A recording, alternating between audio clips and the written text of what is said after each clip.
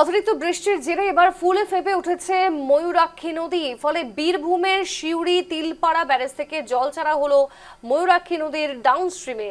সেচ দফতর সূত্রে খবর, প্রায় 4000 কিউসেক জল ছাড়া হয়েছে ব্যারেজ থেকে।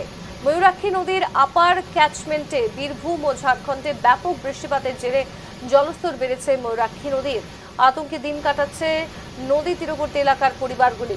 ছবি দেখাচ্ছি যেখানে এবার ময়ূরাক্ষী নদীর জল কিন্তু ফুলে ফেপে উঠেছে এবং যার ফলে এবার বীরভূমের তিলপাড়া ব্যারেজ থেকে ছাড়া হলো জল। 4000 কিউসেক জল ছাড়া হয়েছে ময়ূরাক্ষী নদীর ডাউনস্ট্রিমে। আতঙ্কে দিন কাটাচ্ছেন নদী তীরবর্তী মানুষ।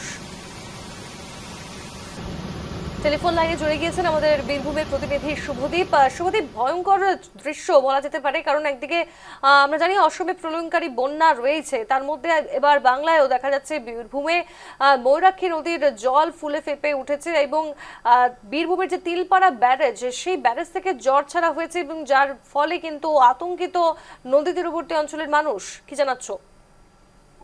একদমই স্বর্ণালী, তুমি যেমনটা বললে যে বীরভূম এবং তারপর আর এই দুই জায়গাতেই কিন্তু যে বৃষ্টিপাত পরিমাণ তা বৃদ্ধি পেয়েছে এবং তার ফলে কিন্তু বিশেষ করে সিউড়ি 2 নম্বর ব্লক তিলপাড়া যে ব্যারেজ, সেই তিলপাড়া থেকে 4000 ইতিমধ্যে জল ছাড়া হয়েছে।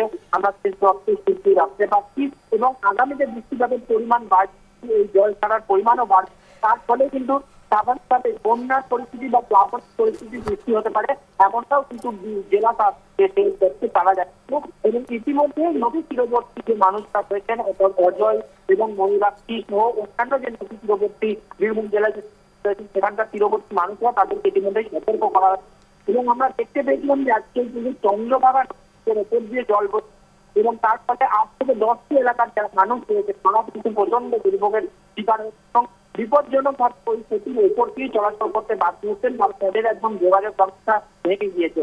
অন্যদিকে আমরা দেখতে পেয়েছি যে এই তিলপাড়া ব্যারেজ থেকে জল ছাড়ার ফলে কিন্তু তিলপাড়া ব্যারেজের যে মেইন রোড অর্থাৎ বীরভূমের সঙ্গে অন্য জেলা যে যোগাযোগের রাস্তা, সেই রাস্তা একদম বিপর্যস্ত হয়ে গিয়েছিল। তার জন্য অস্থায়ীভাবে যে ব্রিজ বানানো হয়েছিল বা একটি যাতায়াতের সেতু বানানো হয়েছিল, সেটিও কিন্তু জলের তোড়ে ধুয়ে গিয়েছে। স্বাভাবিকভাবে কিন্তু বৃষ্টিপাতের পরিমাণ বাড়ছে। বীরভূম এবং তার সঙ্গে সঙ্গে পার্শ্ববর্তী মুর্শিদাবাদ জেলার মানুষ কিন্তু প্লাবনের শিকার হতে পারেন, এমনটা কিন্তু ইতিমধ্যে আশঙ্কা করা হচ্ছে। বেশ, ধন্যবাদ তোমার শুভদীপ।